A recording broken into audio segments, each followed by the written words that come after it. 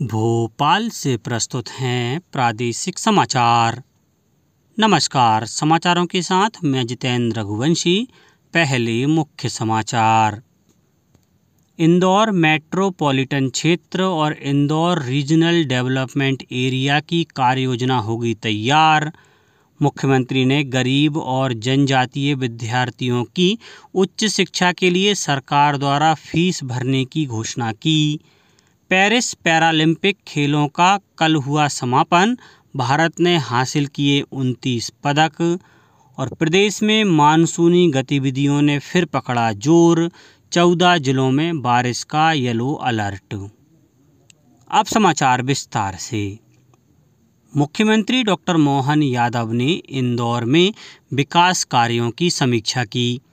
बैठक में निर्णय लिया गया कि प्रस्तावित इंदौर मेट्रोपॉलिटन क्षेत्र एवं इंदौर रीजनल डेवलपमेंट एरिया के चहुमुखी विकास के लिए कार्ययोजना तैयार की जाएगी।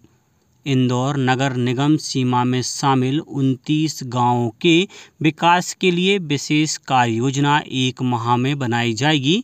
साथ ही इंदौर के LIG से नवलखा तक प्रस्तावित एलिवेटेड ब्रिज के स्थान पर आवश्यकता के अनुसार जंक्शनों पर 6 और ब्रिज बनाए जाएंगे।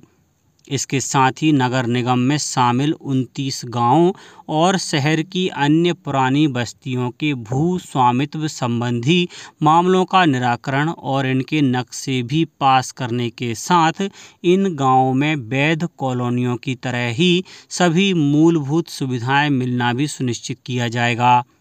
मुख्यमंत्री इंदौर उज्जैन 4 लेन से 6 लेन सड़क MR11 MR12 तेजाजी नगर से बलबाड़ा इंदौर से हरदा सहित मास्टर प्लान की अन्य सड़कों की भी समीक्षा की। साथ ही इंदौर बाईपास से ग्राम पानोद कंपेल रोड चंद्रगुप्त मौर्य प्रतिमा से देवास उज्जैन रोड तक 2 लेन मार्ग। इंदौर शहर में पश्चिमी बाईपास का निर्माण। इंदौर शहर में पूर्वी बाईपास रोड के संबंध में भी चर्चा की गई। बैठक के बाद मुख्यमंत्री ने कहा कि इंदौर उज्जैन के बीच वंदे भारत मेट्रो के संचालन के संबंध में भारत सरकार से चर्चा हुई है। खंडवा के खालवा में मुख्यमंत्री डॉक्टर मोहन यादव जनजातीय छात्र प्रोत्साहन एवं सम्मान समारोह में शामिल हुए।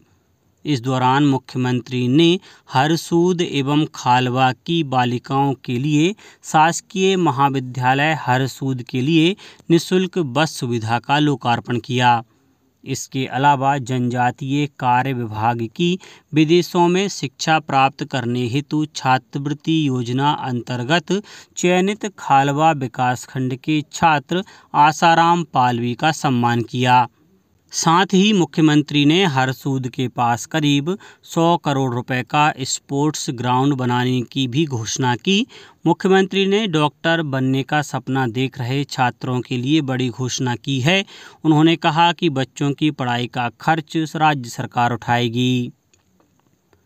उपराष्ट्रपति जगदीप धनखड़ ने कहा है कि राष्ट्रीय शिक्षा नीति एक बड़ा परिवर्तनकारी कदम है और यह युवाओं को अपनी प्रतिभा और ऊर्जा का पूरा उपयोग करने का अवसर प्रदान करती है। नई दिल्ली में अंतर्राष्ट्रीय साक्षरता दिवस के अवसर पर आयोजित एक कार्यक्रम को संबोधित करते हुए उन्होंने कहा कि भाषाओं की समृद्धि के मामले में भारत एक अनूठा देश है। उपराष्ट्रपति ने कहा कि राष्ट्रीय शिक्षा नीति में मातृभाषा के महत्व पर जोर दिया गया है। श्री धनखड़ ने सभी से कम एक व्यक्ति को साक्षर बनाने का संकल्प लेने का आग्रह किया। उन्होंने कहा कि किसी को साक्षर बनाना मानवता की सेवा है।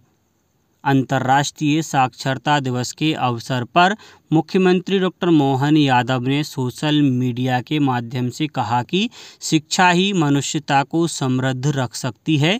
आइए ज्ञान की दिव्य ज्योति से इस धरा को दीप्तमान कर सशक्त, समर्थ और शिक्षित समाज के निर्माण का संकल्प लें।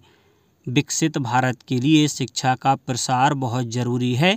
इस दिवस का मकसद लोगों को साक्षर होने और सामाजिक और मानव विकास के अपने अधिकारों को जानने की आवश्यकता के बारे में जागरूक करना है। एकीकृत रक्षा स्टाफ मुख्यालय आज से दिल्ली में तीनों सेनाओं के अधिकारियों के लिए पहला संयुक्त परिचालन समीक्षा और मूल्यांकन कार्यक्रम आयोजित करेगा। इस 5 दिवसीय कार्यक्रम को तीनों सेनाओं के मेजर जनरल और उनके समकक्ष अधिकारियों के साथ साथ रक्षा, विदेश और गृह मंत्रालयों के अधिकारियों के लिए आयोजित किया जा रहा है। कार्यक्रम का उद्देश्य रणनीतिक योजना बनाना, भविष्य के खतरों, चुनौतियों और संघर्षों का अनुमान लगाना तथा उनके प्रति स्वयं को तैयार करना है। पेरिस पैरालंपिक खेल आयोजन कल देर रात संपन्न हुए।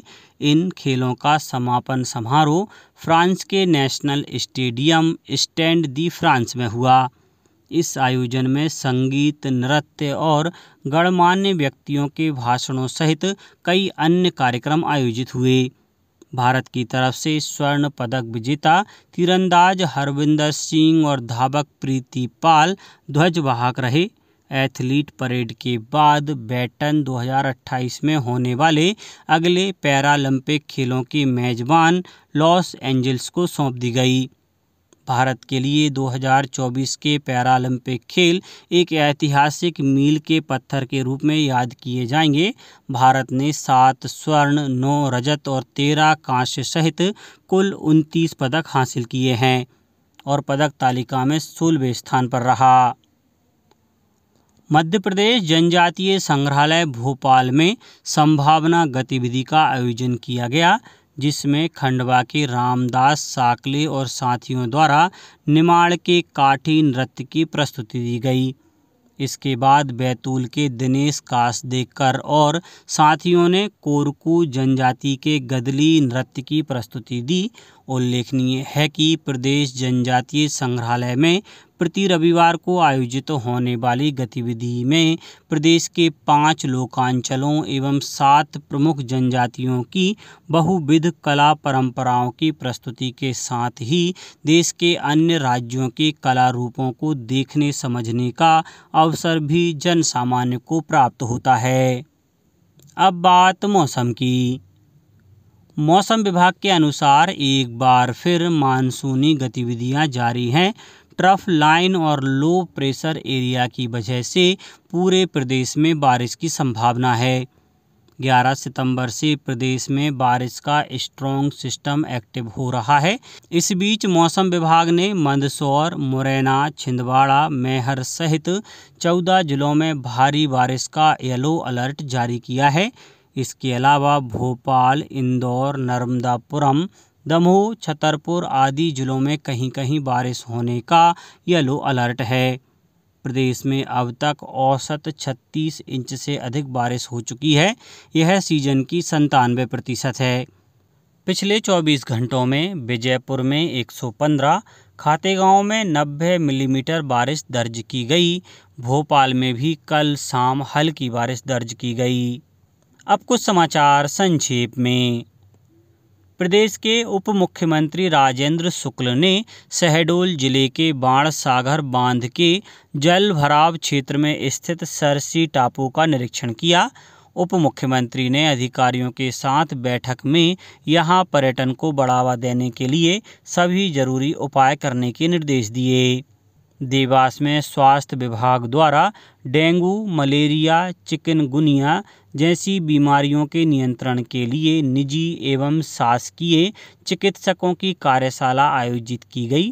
कार्यशाला में विशेषकर डेंगू के उपचार, परीक्षण और बीमारी से बचाव के लिए विस्तृत जानकारी दी गई। निवाड़ी में जिला कलेक्टर की अध्यक्षता में कलेक्ट्रेट सभागार में इंडस्ट्री कॉन्क्लेव की तैयारियों के संबंध में जिले के उद्योगपतियों एवं निवेशकों के साथ बैठक का आयोजन किया गया। सीहोर जिले में 14 सितंबर से 2 अक्टूबर तक स्वभाव स्वच्छता संस्कार स्वच्छता की थीम पर स्वच्छता ही सेवा पखवाड़ा मनाया जाएगा। जिला कलेक्टर प्रवीण सिंह ने BC के माध्यम से अधिकारियों को आवश्यक दिशा निर्देश दिए। आगरमालवा जिले के सुसनेर में बेटी बचाओ बेटी पढ़ाओ अभियान के तहत कार्यशाला में बालिकाओं को कई विषयों पर जानकारी प्रदान करने के साथ ही छात्राओं की जिज्ञासा का समाधान भी किया गया। शिवपुरी जिले में प्रधानमंत्री सुरक्षित मातृत्व अभियान अंतर्गत विशेषज्ञ चिकित्सक सामुदायिक स्वास्थ्य केंद्रों पर जाकर गर्भवती महिलाओं का परीक्षण करेंगे। इस दौरान आवश्यकता के अनुसार रक्त जांच से लेकर सोनोग्राफी परीक्षण तक निःशुल्क कराया जाएगा। बुरहानपुर जिले में राजस्व विभाग की टीम ने राजस्व महाअभियान 2.0 में प्रदेश में उत्कृष्ट प्रदर्शन करते हुए नामांतरण, बंटवारा और अभिलेख दुरुस्ती के लंबित प्रकरणों का 100% निराकरण किया है। और शिवपुरी जिले में मिलावट के विरुद्ध विशेष अभियान में खाद्य पदार्थों के सैंपल फेल होने पर 9 प्रकरण में 2,70,000 रुपये का जुर्माना लगाया गया है। अंत में मुख्य समाचार एक बार फिर। इंदौर मेट्रोपॉलिटन क्षेत्र और इंदौर रीजनल डेवलपमेंट एरिया की कार्ययोजना होगी तैयार। मुख्यमंत्री ने गरीब और जनजातीय विद्यार्थियों की उच्च शिक्षा के लिए सरकार द्वारा फीस भरने की घोषणा की। पेरिस पैरालंपिक खेलों का कल हुआ समापन। भारत ने हासिल किए 29 पदक। और प्रदेश में मानसूनी गतिविधियों ने फिर पकड़ा जोर। 14 जिलों में बारिश का येलो अलर्ट। आज के इस बुलेटिन में बस इतना ही। नमस्कार।